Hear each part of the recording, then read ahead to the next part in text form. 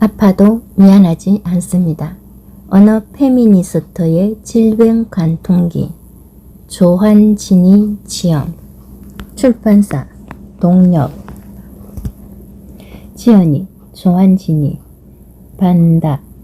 1990년대 중반 격렬한 파도 속에서 페미니스트가 되었다.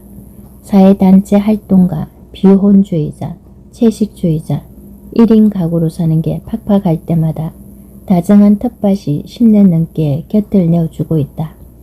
페미니스트로서 정상성을 질문하다가 장애인 운동을 만났고, 탈시민 페미니스트로서 팔레스타인 운동, 내셔널리즘 전쟁을 만났다. 교차성을 중시하고 영역과 형식에 갇히지 않는 활동을 지향한다. 2000년 여성민우회를 시작으로 사회단체들에게 상근했고, 아픈 몸이 된 뒤로는 주로 비상임위원 같은 이름으로 활동하고 있다. 2009년 팔레스타인 현장 활동 이후 건강이 악화되었고, 투병과 완치 사이의 몸으로 10년째 경력 단절을 반복하고 있다. 초기 투병을 마치고는 KBS 3라디오에서 몇 년간 인권 관련 영화와 책을 소개하는 게스트로 출연해 최소한의 사회생활을 연명했고, 아픈 몸에 조금 익숙해진 데에는 페미니즘 저널 일다와 시사월간지 워커스 등에서 반다라는 활동명으로 칼럼을 연재했다. 아프기 전에는 다큐인 영상활동가로서 RTV 시사 다큐 나는 장애인이다를 시작으로 몇 편의 다큐멘터리를 연출한 바 있고, 팔레스타인 평화연대에서 동료들과 도서 라피커 팔레스타인과 나를 함께 썼다. 추천의 말. 이 책의 추천사를 여러 차례 썼음을 고백한다. 흔히 말하는 동병상련이 불러오는 공감 때문이기도 하고, 요즘은 같은 처지의 사람끼리도 소통이 어려워서 나 혼자 아픈 듯 서러움과 외로움이 밀려왔기 때문이다. 내가 생각하는 페미니즘은 약자들의 연대다. 우리는 모두 아프고 나이 들고 죽는다. 인간은 만물의 영장이 아니라 유한한 존재, 자연의 극히 일부일 뿐이다. 그런 의미에서 페미니즘은 약자를 대변하고 또 대변해야 한다. 우리는 신체적 통증과 정신적 고뇌를 구분하는 문화에 익숙하지만 몸의 취약성이야말로 인간의 조건이다. 젠더 주류화가 경쟁 논리로 왜곡된 신자유주의 사회에서 이 책이 소중한 이유다. 아파도 미안하지 않습니다. 언어 페미니스트의 질병 강통기는 부러운 제목이고 놀라운 내용이다. 나는 여전히 아파서 미안한 인생인데, 많은 여성들처럼 나도 내 몸에게 미안해야 하는데 주변 사람들에게 더 미안하다. 이 시대의 아픈 사람의 자세는 이해받으려고 하기보다 차라리 건강한 사람을 이해하는 자세가 정신건강에 더 좋다는 게 나의 경험이다. 건강약자는 중요한 사회적 범주가 되었다.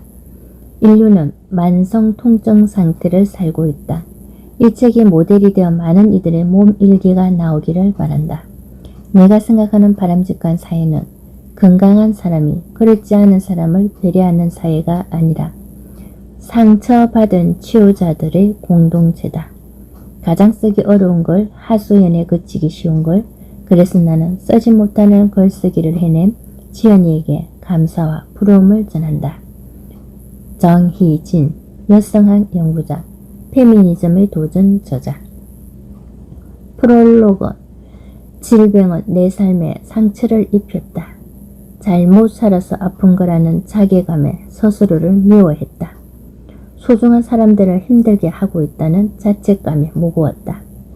질병 때문에 삶의 결정권을 잃고 계획이 무너지면서 상실감에 넘어졌다.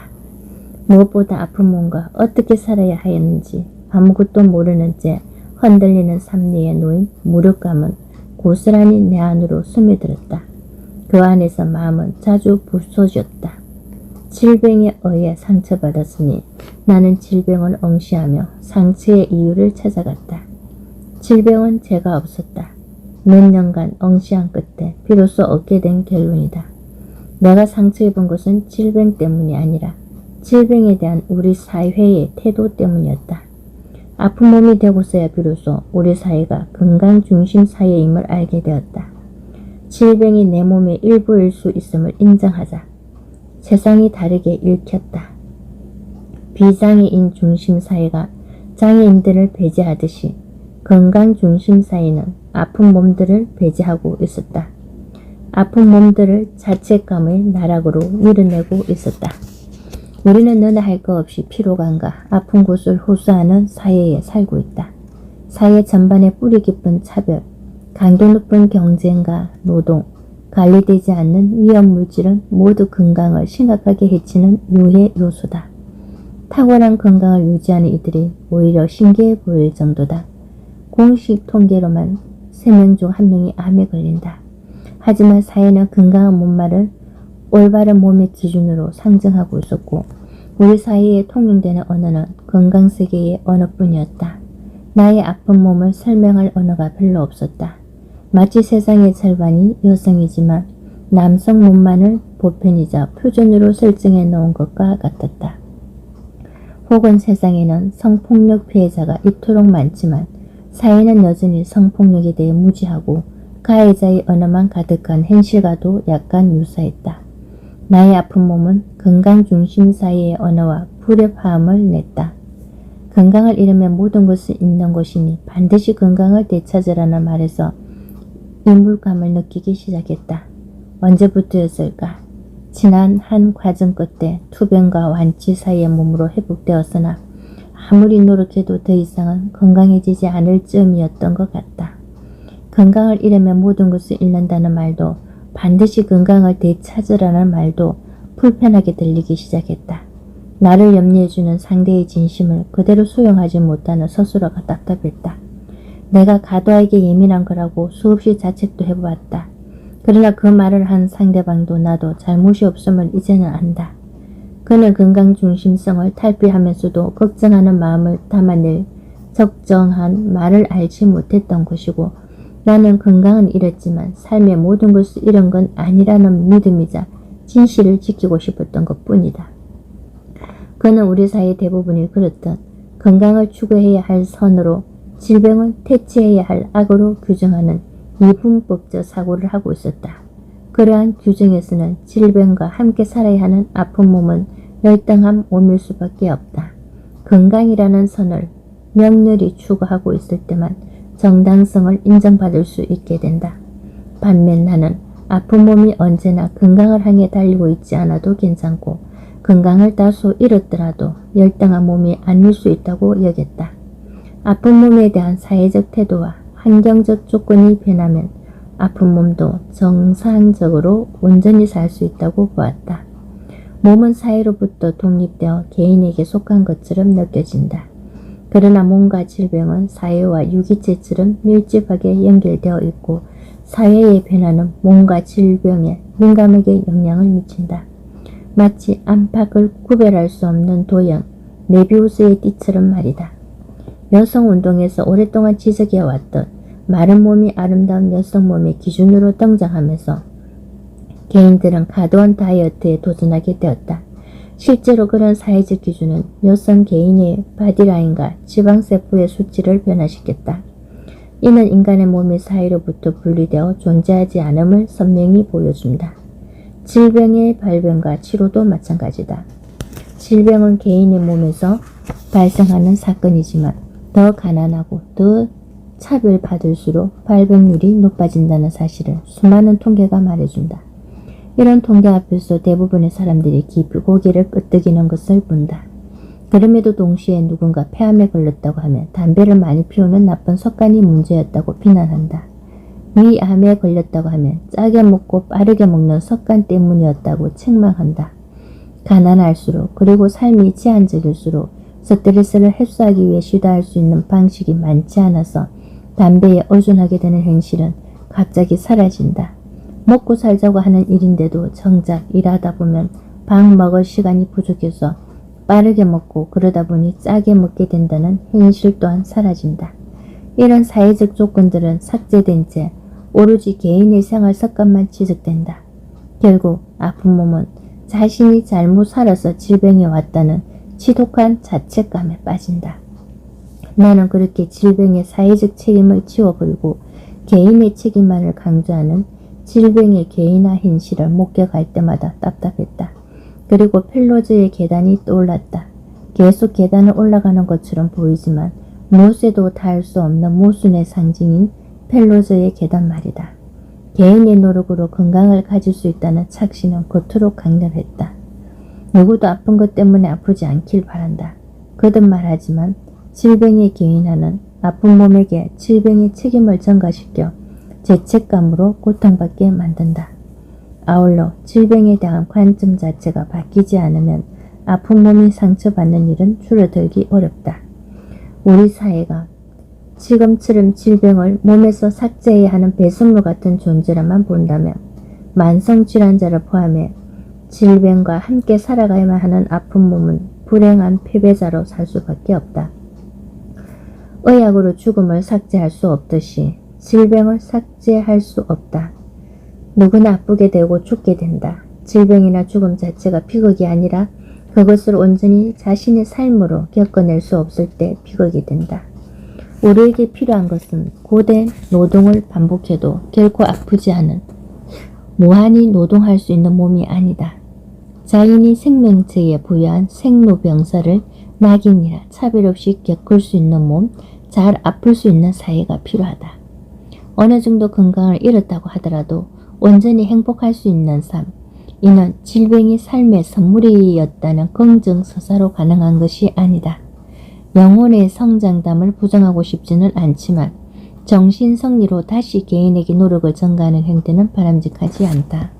아픈 몸도 행복한 삶은 질병을 극복하지 않아도 자신의 몸을 정상으로 교정하지 않아도 자책감에 시달리지 않고 존중받는 사회에서 가능하다. 질병을 곧 불행으로 받아들이게 하는 사회가 변화하길 바란다. 몸이 아프다는 생의학적 상태가 곧장 불행으로 연결되는 것은 아니다. 이 사회가 질병을 대하는 태도가 변하면 아픈 사람들의 불행도 변화한다. 아파도 괜찮다고 사회가 말해줄 수 있다면 아픈 이의 고통이 줄어들게 되고 결국 아픈 이의 몸이 변화하게 된다. 이 책은 내가 질병을 삶의 일부로 수용하고 아픈 몸으로도 온전한 삶을 살아가기 위한 과정에 관한 이야기이다. 다만 나는 그것을 개인의 정신성리가 아니라 개인과 사회가 함께 성찰해가는 과정 속에서 풀어보려 했다. 30대 중반 갑자기 건강이 무너지고 혼란스러웠던 순간부터 이야기를 시작했다. 당시 나는 아픈 몸으로 어떻게 노동을 하고 생계를 유지할 수 있을지 막막했다. 또 아픈 몸에 대한 자기 해물을 어떻게 다뤄야 하는지 몰라 쩔쩔맸다. 아픈 몸은 건강중심사회에서 어떤 방식으로 존재할 수 있는지, 우리는 무엇일 수 있는지 알아야 했다. 나는 질병과 함께 산다는 의미를 마음속 깊이 이해해야 했고, 아프게 된 몸을 스스로 미워하지 않고 삶을 재구축할 수 있는 방법을 찾아야만 했다. 아픈 몸이나 취약한 몸으로 산다는 게 불행이나 수치가 아닐 수 있을까? 그리고 질병을 겪는 것에 대해서 드러내고 싶지 않고 벗어나야 할 정체성으로 여기는 문화를 우리가 언젠가 극복할 수 있을까? 질병과 함께 산다는 게 낙인이 아니라 프라이드가 되는 것은 불가능한 일일까? 나는 질문이 많은 성격이라 몸이 아픈 내내 이런 고민을 멈출 수 없었다. 더 정확히는 질문을 멈추어서도 안 되었다. 질문하고 답을 찾지 않으면 젊은 나이에 좋은 일 하다가 건강을 잃은 비운의 주인공으로 끝나게 될 것 같았다. 질문하고 사유하는 과정은 내가 무기력한 환자가 아니라 계속해서 삶을 주체적으로 살아가는 존재임을 확인하는 과정이기도 했다. 그리고 부끄러운 고백도 하나 해둔다. 나는 질병이 제거해야 할 악이라면 부단히 노력해서 반드시 건강해져야 한다는 사회적 압박을 비판해왔지만 동시에 그런 시선은 내 안에도 존재했다. 빨리 건강해져서 표준의 몸, 정상의 몸을 되찾고 싶다는 욕망을 멈출 수 없었다. 나의 내면은 자주 충돌했다. 아프다는 정체성을 빨리 벗어던지고 싶었고 건강해지지 않으면 삶이 정상으로 돌아갈 수 없을 것 같다는 두려움을 오갔다. 아픈 몸으로 평생 살아야 한다는 사실을 떠올리면 절망이 맥박처럼 뛰었다. 이런 나 자신이 못나 보였지만 부정하지는 않으려 했다. 그런 내 모습을 관찰하고 모순과 불안조차 자원삼아 언어를 만들어갔다. 질병세계의 언어로 글을 만드는 일은 쉽지 않았지만 쉽게 익히도록 쓰려고 노력했다. 쉬운 글이 평등한 글이라는 말을 잊지 않으려 했다. 몸이 아프면 집중력이 떨어지기 쉽다. 신체 에너지가 저조해지는 상황에서 생존에 필수적이지 않은 뇌의 지적 활동에 배제되는 에너지가 줄어들기 때문이리라. 쉽게 쓰기 위해 대부분의 글에서 나를 백지에 가까운 무지한 관찰자로 설정해두고 몇 가지 현실의 단면들을 연결하고 분석해보는 형식을 취했다. 배경 지식이 많지 않더라도 직관적으로 이해할 수 있게 하기 위한 시도였다. 이 책은 페미니즘 저널 일다에 연재한 글을 기본으로 건강세상 네트워크에서 발행하는 이따에 연재한 글을 일부 추가했고 몇 편은 새로 써서 보탰다. 2015년부터 연재를 시작했는데 횟수로 4년을 연재했고 책으로 내기까지는 긴 시간이 걸렸다.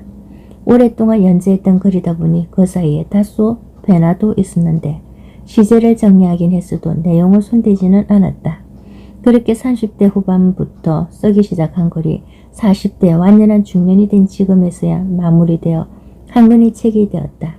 몸이 한 번씩 꼬꾸라질 때는 그 시간을 견디는 것에 무슨 에너지를 쏟아야 했다. 모든 에너지를 쏟아야 했다. 차별 때문에 질병을 말할 수 없는 순간이 오거나 아픈 사람이 미안해하는 현실을 목격할 때도 아팠다. 슬픔, 분노, 쓸쓸함 같은 것들이 몸에서 소용돌이쳤고 숨을 고르기 위해 가만히 엎드려 있어야 했다. 나는 그럴 때마다 발생하는 뭔가 마음의 통증조차 언어로 풀어내기 위해 끙끙거렸고 조금씩 단단해질 수 있었다. 질병이라는 혼돈의 세계를 관통해 나가야 하는 이들과 그 곁에 있는 이들이 아픈 몸과 그 삶을 이해하는데 이곳의 언어가 도움이 되길 바란다.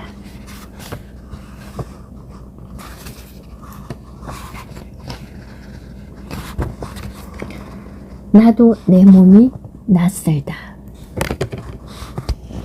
3분만, 2분만, 1분만 실눈으로 시침을 보다가 최후의 알람이 막 지나갈 무렵 헐레벌떡 이불에서 몸을 꺼낸다. 수영장까지는 5분, 가방을 챙겨서 전력 질주하지만 어김없이 지각이다. 그래도 수영이 끝났을 때의 개운한 맛이 좋아서 빠진 적은 거의 없다.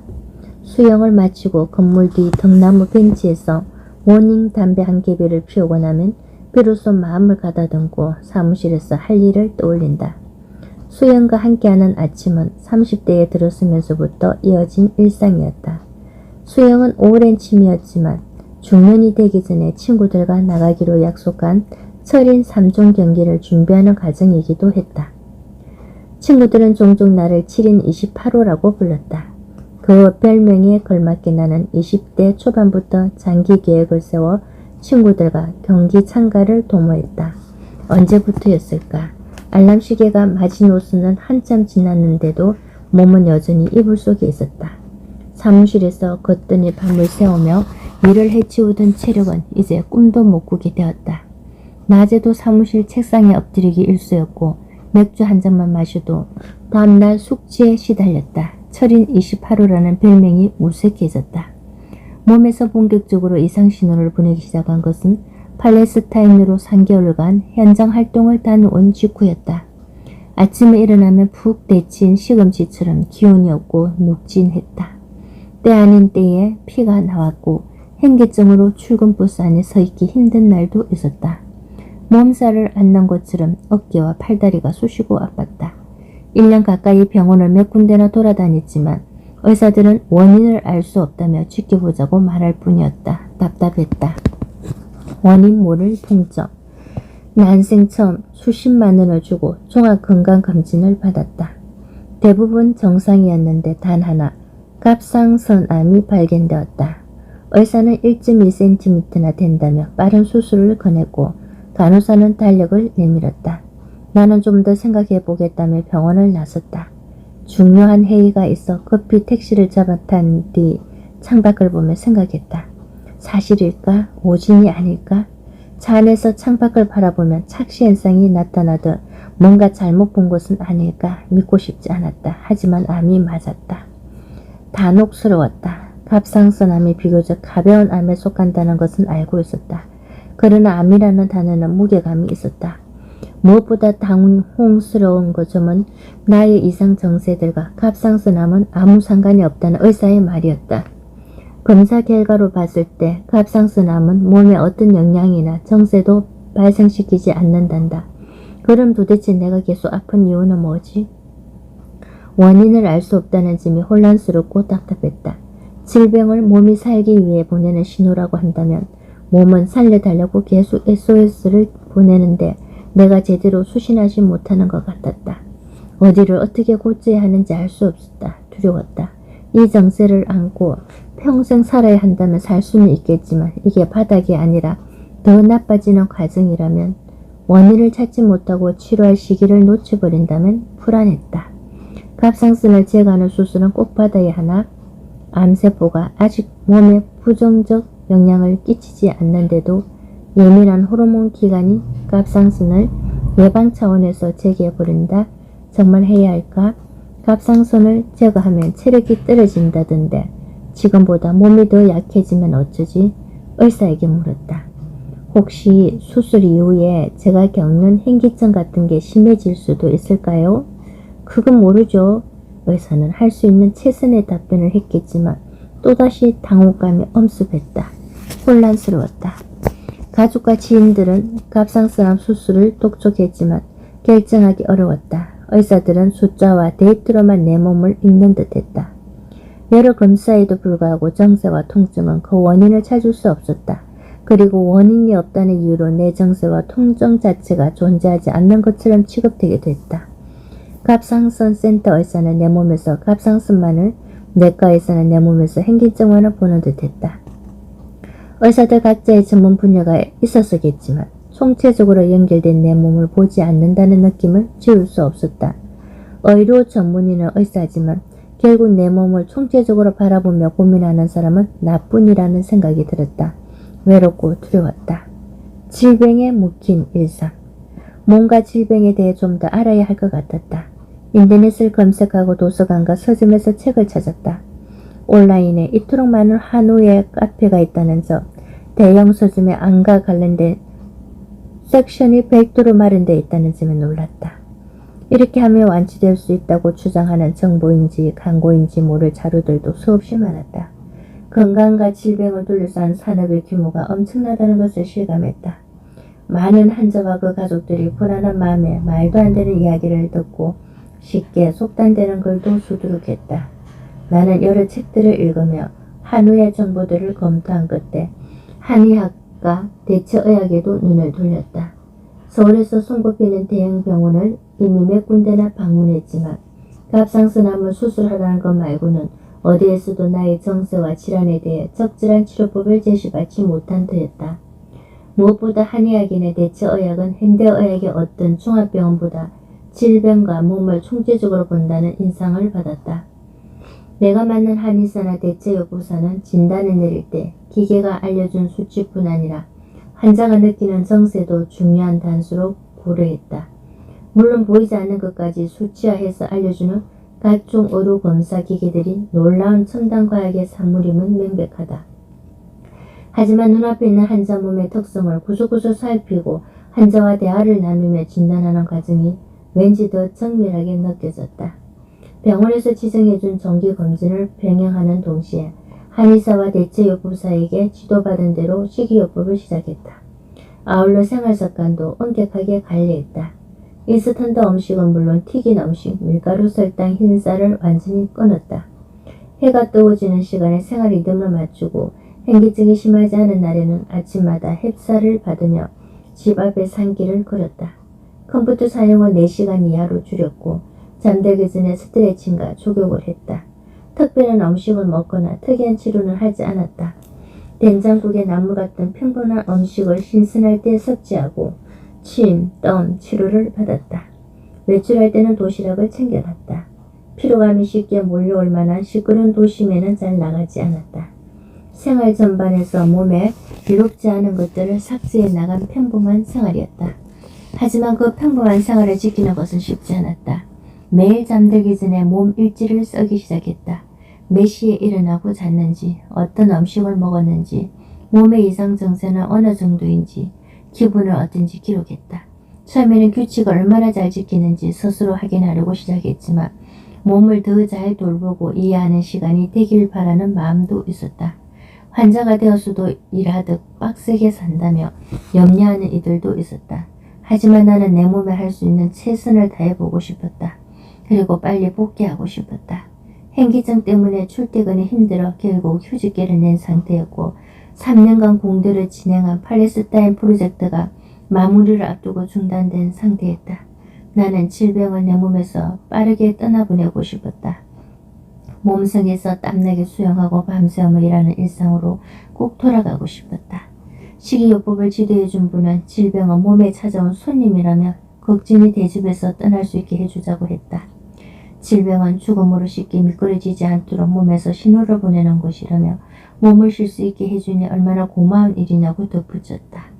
엄격히 생활을 관리하며 사는 게 재미있는 일은 아니었다. 하지만 내 몸을 이토록 극진히 돌봐준 적이 단 한 번도 없었음을 떠올리며 소중한 시간으로 여기려 했다. 정작 힘들었던 것은 여러 규칙을 지키며 사는 것보다 일상이 온통 질병에 침몰되어 있다는 느낌이었다. 1년만 치료하며 몸이 회복될 수 있을 거라고 막연히 기대했지만 속도는 생각보다 더뎠다. 거의 3년을 그렇게 보냈다.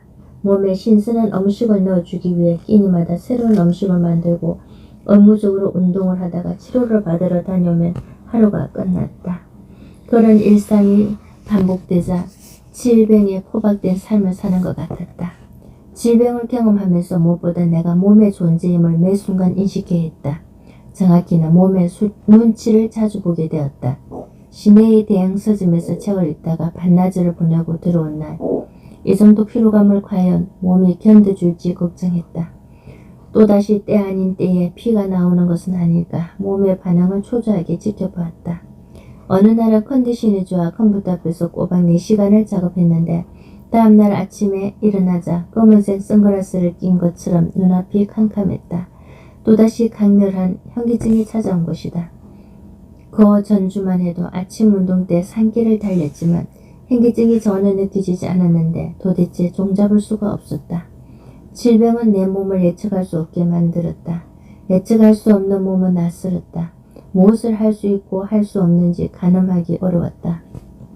사소한 약속을 정하는 일도 조심스러웠고 인생을 계획하는 것 자체가 별 의미 없이 느껴졌다. 어차피 계획을 세워도 지켜질 수 있을지 확신이 없었다. 내 것인 듯 내 것 아닌 내 것 같은 몸과 어떻게 살아야 할지 난감했다. 다른 이야기가 필요하다. 질병을 경험한다는 것은 몸에 대한 통제권을 상실하는 일이다. 누군가 질병에 걸린다는 게 어떤 의미인지 물어온 적이 있다. 나는 어항 속에 돌 하나 더 얹어지는 것이 아니라 핏물 한 컵이 부어지면서 그 물의 밀도가 변하고 그에 따라 생태계가 바뀌는 일이라고 말했다. 거저 질병 하나가 내 삶에 쏙 들어오는 게 아니라고 말이다. 이는 일상이 완전히 재구성된다는 뜻이며 동시에 내가 기획한 미래가 무효로 돌아간다는 뜻이다. 그런 경험을 하게 만드는 일인데 나는 단 한 번도 내가 중증 질환에 걸릴 거라고 예상해 본 적이 없었다. 질병에 걸리면 어떻게 대처해야 하고 어떤 일상을 살아야 하는지 전혀 몰랐다. 당황하고 혼란스러울 수밖에 없었다. 내가 그만큼 건강에 대해 과신하고 오만했기 때문임을 인정해야 할 것 같다. 그런데 사실 이 사회에는 질병에 대한 이야기가 너무나 적다. 물론 질병을 둘러싼 지식과 정보는 차고 넘친다. 텔레비전을 틀면 온종일 몸에 어떤 음식이 좋은지 정보가 쏟아지고 질병을 극복한 인간 승리의 사연이나 질병으로 인한 비참한 죽음의 이야기가 등장한다. 그리고 그 이야기들 틈새로 불안을 담보삼은 민간 보험 광고가 끊임없이 나온다. 그러나 한 개인이 질병을 마주한 뒤 겪는 혼란과 그 삶의 과정을 관통하는 일상 이야기를 만나본 적은 거의 없다. 우리는 흔히 영화나 책과 같은 다양한 매체를 통해 사랑 이야기를 접하면서 자신의 사랑 관계를 돌아보거나 여러 상황에 대처하는 법을 배우기도 한다. 질병에도 그런 과정이 필요하지 않을까? 고령화 시대에는 누구나 한 번쯤 중증 질환을 맞이할 가능성이 크고 심지어 요즘은 연령과 상관없이 발생하는 경향이 늘었다. 그렇다면 질병에 대비해 더 많은 민간보험에 가입하기보다는 질병이 왔을 때 스스로 어떤 선택과 대처를 할 수 있는지 알아가는 시간이 필요하다. 질병을 관통해 나가는 과정도 내 삶의 일부임을 인정할 수 있어야 한다. 질병이 삶을 모두 점유해버리지 않도록 하려면 어떻게 일상을 살아야 하는지에 대한 지혜도 필요하다. 우리는 죽음을 떠올려 봄으로써 삶을 다시 묻고 이해할 수 있다. 죽음에 대한 사색이 확산되면서 중환자실이 아니라 집에서 죽음을 맞이하려 하는 사람도 많아졌다. 죽음의 질을 고민하는 시대가 된 것이다. 질병에 대해서도 마찬가지다. 질병을 질문함으로써 우리가 어떤 해안을 얻을 수 있는지 이야기해 볼 때다. 동일한 질병도 사회적 준비와 개인의 지혜에 따라 다르게 경험할 수 있다. 그래서 나의 사소하고 평범한 질병 이야기를 꺼내봐야겠다고 생각하게 되었다.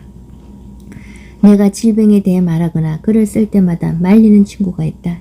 질병에 대한 사회적 낙인 때문이다. 나도 사실 몇 차례 들었다.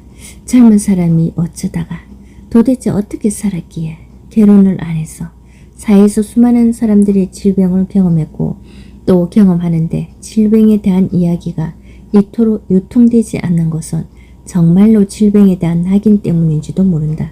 내가 아프다고 말했을 때 사실은 나도 사실은 내 동생도 이건 우리 가족만이 알아. 꼭 비밀인 건 아니지만 그래도 와 같은 이야기를 정말 많이 들었다. 하지만 나는 처음 아플 때부터 동료들이나 친구들에게 솔직히 말하곤 했다. 내가 사회적 낙인으로부터 자유로워서가 아니라 그런 질병 낙인이 있다는 것을 몰랐기 때문이다. 이미 몇 차례 공개적으로 글을 쓰거나 이야기 자리에 나선 적이 있지만 이 글을 쓰면서도 얼마만큼 경험을 드러낼지 갈등하는 나를 발견했다. 질병 낙인 앞에서 위축감을 느낀 기억 때문이다. 우리의 질병 이야기가 고립되지 않고 만날 수 있기를 바란다. 그래서 사이에 일상적이고 소소한 더 많은 질병 이야기가 돌아다니는 것을 보고 싶다. 그럼으로써 누구든 질병 앞에서 외로움과 혼돈을 조금 덜 겪게 되기를 바란다. 왜 시간이 없을까? 왜 그리 바빠? 사람들과 약속을 잡을 때마다 나는 안 되는 날이 많다. 그들은 내가 다시 많은 일을 하며 지내는 건 아닌지 염려하지만 전혀 그렇지 않다. 나도 이따금 오해했다. 출퇴근을 하는 것도 아닌데 왜 이렇게까지 시간 빈곤에 시달리는지. 이제 더 이상 병원 가는데 시간을 많이 쓰지 않고 매일 여러 가지 보조 치료를 받지도 않는다. 누워있는 시간도 예전보다 현저히 줄었다. 그런데도 늘 시간이 부족하다. 올해는 극장 한 번을 간 적 없고 이따금 시집을 읽는 것 외에는 소설을 마지막으로 읽은 게 언제인지도 까마득하다. 집에 텔레비전을 놓지 않았으니 텔레비전 앞에서 무심코 부리는 시간이 있는 것도 아니다. 그렇다고 친구들을 자주 만나거나 활동을 제대로 많이 하는 것도 생계를 위해 돈을 변변히 버는 것도 아니다. 그런데도 왜 늘 시간에 쫓기는 기분이 드는 걸까? 도대체 시간은 다 어디로 가는 거지? 시계부 서기. 몇 시에 무엇을 했는지 기록한 시계부. 예전에 있다가 쓰던 시계부를 다시 써봤다. 실제로 이런 단어가 있는지 모르겠지만 나는 얼마만큼의 시간을 어떻게 썼는지 기록하는 곳을 이렇게 부른다. 며칠 몇 시에 뭘 했는지 기록해봤지만 새삼스러울 게 없다. 일상은 대체로 비슷하다. 아침에 일어나면 간단히 스트레칭을 하고 아침밥을 먹은 뒤 집 앞 산길을 걷거나 요가를 하러 간다. 다녀와서 점심밥을 해먹고 잠시 낮잠을 자거나 쉬다가 텃밭이나 도서관에 간다. 저녁에 집에 오면 간단한 반찬을 만들어 놓거나 청소와 세탁 등의 집안일을 한다. 그렇게 하루가 저문다. 이렇게 보면 한가로운 전원생활에 가까워 보인다. 그래서 사람들은 왜 내가 해에 한 번 밥 한 번 같이 먹는 약속을 잡기 그토록 어려워하는지 궁금해한다. 하지만 이렇듯 한가로워 보이는 일정들은 직장이나 병원에 가는 일처럼 선택의 여지가 별로 없이 해야만 하는 일들이다. 언젠가부터 땀이 자주 결리는데 아침 스트레칭을 거르거나 일주일 넘게 요가를 빠지면 거의 반드시 담이 온다. 허리나 목 등에 담이 걸리면 짧게는 사날, 길면 열흘 넘게 고생하기도 한다. 여러 병원을 전전했지만 치료가 되지 않아 아주 오랫동안 고생했던 고질적 출혈은 요가를 하면서 많이 안정되었다. 요가는 전문 치료 행위가 아니지만 내게는 병원을 방문하는 행위에 준할 만큼 중요한 일정이 되었다. 아침에 산길을 걷는 일도 그렇다. 8월 중순이 지나면 수면 양말과 극색사 이불 없이는 잠에 들지 못할 만큼 추위에 약한 몸이 되었고 면역력도 무척 떨어졌다. 그런 나에게 내과 의사뿐 아니라 한의사도 동일하게 내린 생활 처방은 아침 햇살 속에서 가볍게 땀이 날 만큼 산길을 걷는 일이었다. 이건 사실 효과가 있는지 잘 모르겠지만 아침에 나무 냄새와 햇살은 최소한 나를 기분 좋게 만들었다. 그리고 예전처럼 자주는 아니지만 일주일에 한두 번 가는 텃밭도 빼놓을 수 없다. 텃밭 가꾸기는 아프기 전에도 절긴 취미였다. 하지만 아프고 난 뒤 경제적으로 더 어려워진 상황에서 텃밭 작물은 유용했다. 아주 작은 텃밭이지만 작물을 다양하게 잘 선택하면 봄부터 초가을까지 장보는 비용이 확실히 줄었다. 엔겔지수, 지출액 중에서 식료품비의 비율이 절대적으로 높은 나에게 텃밭의 수확물은 작게나마 경제적 도움을 준다. 도서관에 가는 일 또한 조금 다르지만 의무적인 노력이다. 나에게 도서관은 노동 공간이다. 회의나 강의 준비, 원고 등의 작업을 하는 곳이다. 물론 집에서도 가능하지만 집에서는 나도 모르게 자주 누워있게 된다. 늘 몸이 무겁다 보니 서 있으면 앉고 싶고 앉으면 눕고 싶어진다. 예전과 달리 현기증 등은 많이 안정된 상태라 적절한 쉼 이상의 시간을 누워있으면 오히려 신체적으로나 정서적으로 해롭다. 그래서 특별히 컨디션 난조가 아닐 경우는 운동이나 식사 후에 알람을 맞추고 잠시 누워있는 시간을 제어하면 눕지 않으려 하는데 쉽지 않다. 차라리 도서관 같은 공간에 몸을 두는 것이 좋다. 이처럼 여가 생활의 일부처럼 보이는 산책, 요가, 텃밭, 도서관 등의 일상의 현재의 나에게는 필수적인 시간들이다. 이런 건강한 이들이 비타민제를 건강보조제로서 선택하는 반면 어떤 환자들은 치료약의 일부로서 의무적으로 복용하는 것과 비슷하다고 말할 수 있다. 특히 나는 몇 가지 생활 규칙이 있어서 사람들과 일정을 정할 때 한 번씩 애를 먹는다.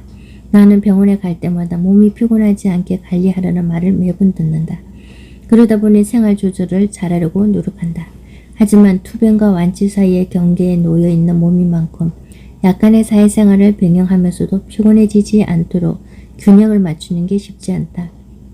건강과 사회생활이 양립 가능한 삶을 모색하며 여러 실험을 해보고 있는데 그중 하나가 외부 일정을 정하는 규칙이다. 이를테면 외부 일정은 기본적으로 하루에 한 개 이상 잡지 않는다. 저녁에 회의가 있을 경우 전날과 다른 날 외부 일정은 비워둔다. 낮 일정이라 해도 강의가 있으면 역시 전날과 다음날 일부 일정은 잡지 않는다. 그 외에 친구를 만나 가볍게 밥을 먹는 약속이어도 다음날은 외부 일정을 만들지 않는다. 그리고 가능한 모든 외부 일정은 최대 주 3회를 넘지 않도록 한다. 그마저도 체력이 더 저조해지는 시기, 즉 비가 잦은 장마 때나 월경 주기가 예상될 때는 외부 일정을 가능한 한 잡지 않는다. 그러다 보니 실제로는 정말 며칠 남지 않는다. 누군가는 그렇게까지 해야 하냐고 묻는데 나는 워낙 정근대적 생활 습관을 갖고 살던 사람이었다. 다시 말해 일을 다 마치고서야 비로소 피로감과 몸이 아프다는 것을 느끼는 사람이라는 뜻이다. 밥때가 지나고 잘 때도 지났다는 사실을 일이 끝난 뒤에야 인식하는 일 중독형 근대적 인간이다.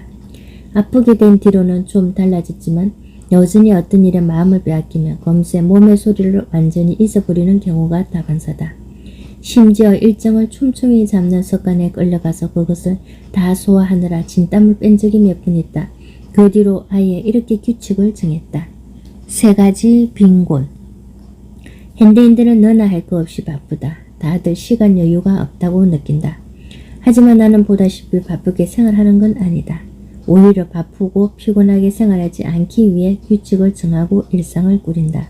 그런데도 있더라도 시간 빈곤에 시달린다고 느낀다. 시계불을 꽤 오랫동안 접고 각 일상의 의미를 써내려가면서 비로소 알게 되었다. 나는 재량 시간이 절대적으로 부족하다. 재량 시간이 시간 배분과 사용에 대한 통제권, 선택권, 자기결정권을 통해 재량 시간이 결정된다고 할 때 나는 활용 가능한 시간이 충분하지 않고 시간 사용에 대한 통제력과 자기결정권이 부족하다. 이는 SNS와 통신기술의 발달로 노동시간의 퇴근 이후는 물론 주말까지 연장되었고 결혼한 여성들의 시간은 개인 소유가 아니라 가족의 공유제처럼 여겨지는 경우가 많다는 걸 떠올려보면 이해하기 쉽다.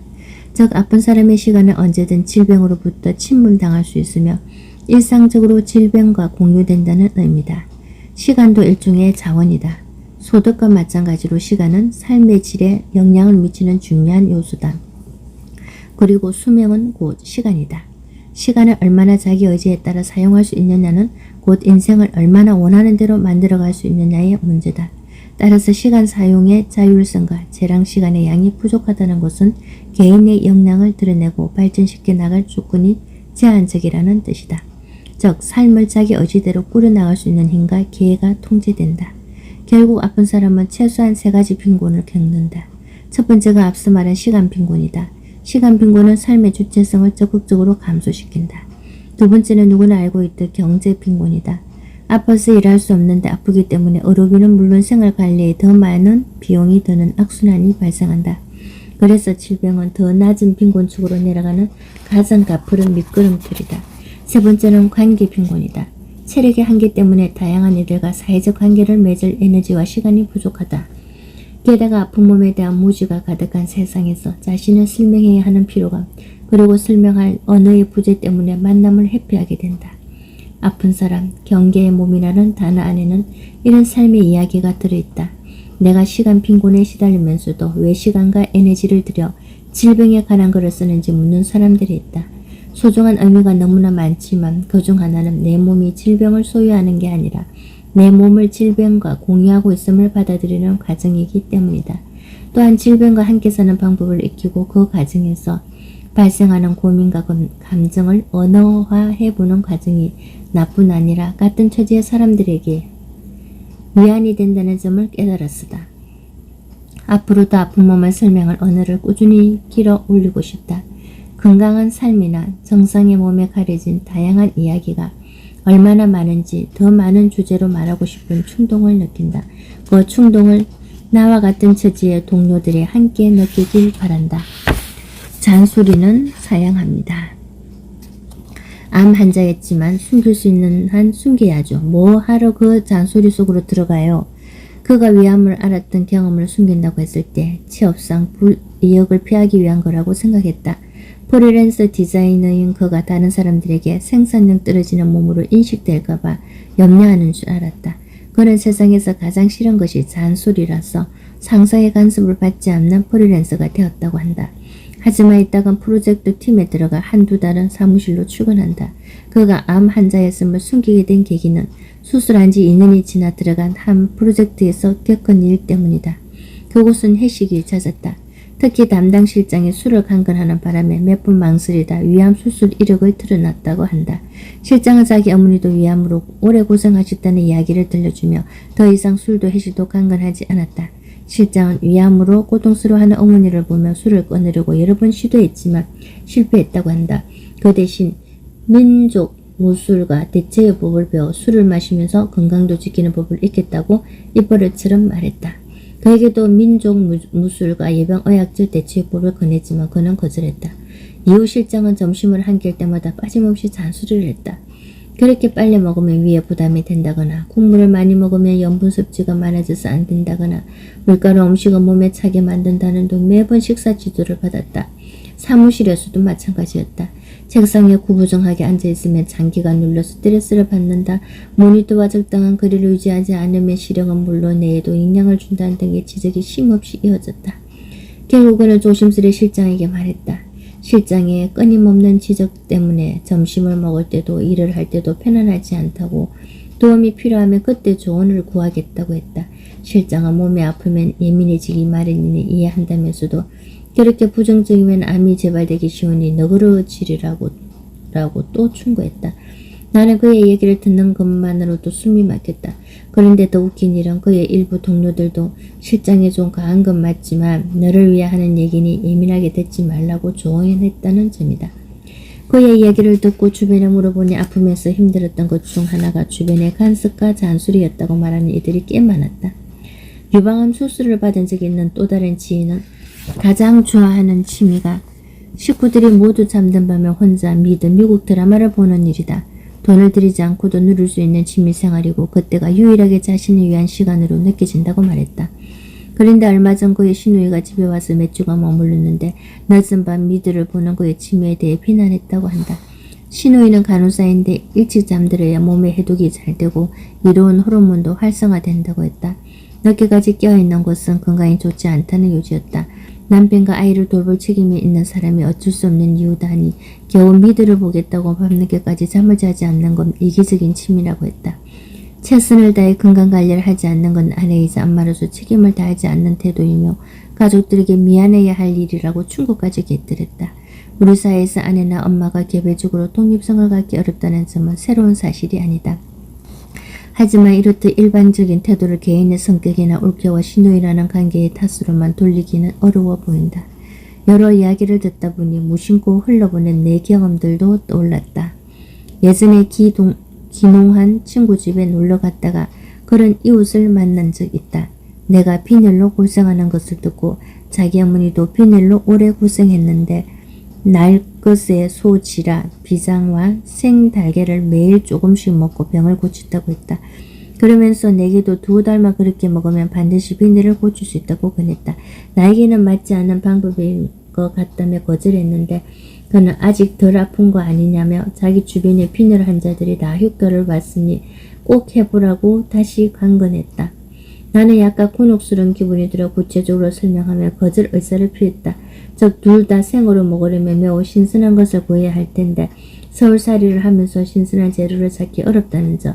그리고 나는 17년 전부터 페스코 베지테리언으로 살고 있으며 치료를 위해 약간의 육식을 할 생각은 있지만 갑자기 생으로 지랄을 장기 복용하는 건 몸에서 흡수하기 힘들 것 같다고도 말했다. 달걀은 한의사와 내과에서 모두가 적게 먹으라고 지정한 음식 목록에 포함되어 있다는 말도 덧붙였다. 가끔이면 몰라도 2달 내내 먹는 건 안 될 것 같다고 다시 한번 정중히 거절했다. 그는 아프다니까 염려돼서 해주는 이야기인데 해보지도 않고 거절한다며 꽤나 언짢은 기색을 보였다. 나는 나름의 논리적 이유를 들어 거절한 것인데도 그의 집요한 그 언짢아하는 태도가 오히려 불쾌했다. 이후 내가 이 경험을 이야기할 때마다 공감을 표하는 이들이 많았다.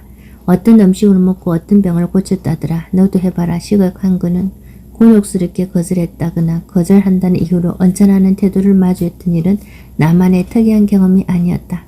이뿐만이 아니다.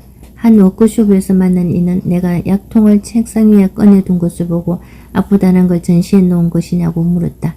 나는 약간 불쾌한 기분이 들었고 요즘 먹는 약이 많아 1-2시간 단위로 복용한다고 답했다. 그리고 약 먹는 시간을 잊지 않기 위해 보통은 알람을 맞춰 놓지만 워크숍 중에는 알람을 꺼두기 때문에 잊지 않으려고 책상 위에 올려놨다고 설명했다. 그는 그제야 수긍하는 표정을 지었고 이후 워크숍에서 만날 때마다 인사처럼 약은 챙겨 먹었는지 물었다. 내가 이따금 깜빡했다고 답하면 그렇게 건강 관리해서 몸이 좋아지겠냐며 핀잔인지 염려인지 모를 말을 해대기 시작했다. 걱정과 간섭 사이 나는 직간접으로 알게 된 이러한 상황들이 일반적인지 궁금해져서 아픈 몸으로 사는 이들에게 좀 더 물어보았다. 정도는 달랐지만 비슷한 경험들이 아주 많았다. 그들의 이야기를 듣다 보니 사회가 아픈 사람을 대하는 태도에는 공통점이 있었다. 아픈 사람에게 질병이나 건강관리에 대해 한마디씩 할 수 있고 해도 된다는 믿음 같은 것 말이다. 잘 알지도 못하는 이들조차 쉽게 간섭하고 통제하려 드는 것. 누가 그들에게 그런 권위를 승인해 주었을까? 어떤 면에서 이 사회가 아픈 이들을 대하는 방식은 여성을 대하는 방식과 약간 닮았다. 우선 나는 알고 너는 모른다는 전제 아래 시도 때도 없이 가르치려 드는 맨스플레인, 남자와 설명하다에 결합한 단어로 여자를 가르치는 데는 남자를 풍자한다가 비슷하다. 두 번째는 부적절한 상황에 문제 제기를 하면 성찰하거나 사과로 답하는 게 아니라 내가 예민한 거라고 충고하거나 근엄하게 공격하는 모습이다. 성희롱한 사람의 문제가 아니라 그걸 문제 제기하는 사람의 과도하게 예민한 것. 세 번째는 만날 때마다 살이 쪘다거나 빠졌다 혹은 예쁘자거나 안 예뻐졌다는 말로 평가하며 사회가 외모를 공동 관리하려는 태도다. 생각해보면 이 사회의 표준 몸은 비장애인 남성으로 설정되어 있고 여성의 몸은 월경과 출산을 하는 표준을 벗어난 비정상 몸으로 규정되어 있다. 그러니 또 다른 비정상 몸인 아픈 이를 대하는 사회의 태도가 여성을 대하는 태도와 닮아 있는 것은 당연해 보인다. 문득 명절에 오가는 이야기가 떠오른다. 명절에는 친밀한 가족들은 물론이고 길에서 마주치면 모르고 지나칠 법한 친척들도 결혼, 취업, 출산에 관련한 질문이나 조언을 쏟아낸다. 그들은 그게 다 관심과 애정의 표현이라고 염려되어 그런 거라고 말한다. 아픈 이에게 다 너의 건강을 염려해서 그런다고 말하는 것처럼. 하지만 우리는 알고 있다. 명절에 오가는 그런 질문이나 조언이 대개는 간섭과 통제, 우월감을 확인하는 방식이라는 것을 말이다. 건강에 관리해야 할 스펙이기도 한 이 사회에서 몸이 아프다는 사실은 관리의 실패를 의미한다. 또한 노력한 만큼 얻는 게 아니라 이기는 만큼 얻는 게 정의가 된 사회다. 이런 사회에서 효율성 떨어지는 아픈 몸은 부정해야 한 것으로 취급되기 쉽다. 심지어 비효율적인 것은 모조리 제거해야 한다고 보는 문화에서 아픈 몸은 스스로에게도 얼마나 권리적거리는 존재인지 가까운 이들은 물론 잘 모르는 이들조차 최선을 다해 건강한 올바른 몸을 쟁취하라고 강요하는 것 같다. 아픈 몸에 쏟아지는 간섭과 통제의 그릇만은 아픈 이들에게 어떤 영향을 미칠까? 아픈 몸은 이미 질병과 치료의 과정에서 실망, 고통, 무력을 경험한다. 내 경우는 아프고 나서 몸을 편안하게 느낀 적이 거의 없다. 일상에서 계속 몸을 의식하게 된다. 음식의 적절성을 따질 뿐 아니라 수면, 운동, 생활 환경을 어느 정도는 늘 관리한다. 그렇지 않으면 통증이나 질병이 몸을 쉽게 점령하기 때문이다. 나와 달리 건강을 거의 회복한 이들도 아팠던 경험에서 오는 불안 때문에 이전보다 건강에 무척 신경을 쓰며 살아간다. 실제로 건강관리에 얼마만큼 에너지를 쏟는가와 상관없이 건강관리를 잘해야 한다는 강박을 안고 있는 경우도 많다.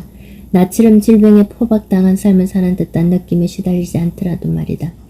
아픈 몸을 향한 간섭과 통제의 말은 또한 내 몸이 사회적 시선에 감금되는 몸, 사회로부터 언제든 간섭받고 평가될 수 있는 몸이라는 느낌을 갖도록 만든다. 이런 느낌은 아픈 이들의 자아감과 어떤 영향을 미칠까? 일상에서 사회적 관심과 염려보다 통제받는 느낌이 추가되는 것은 건강에 도움이 될까?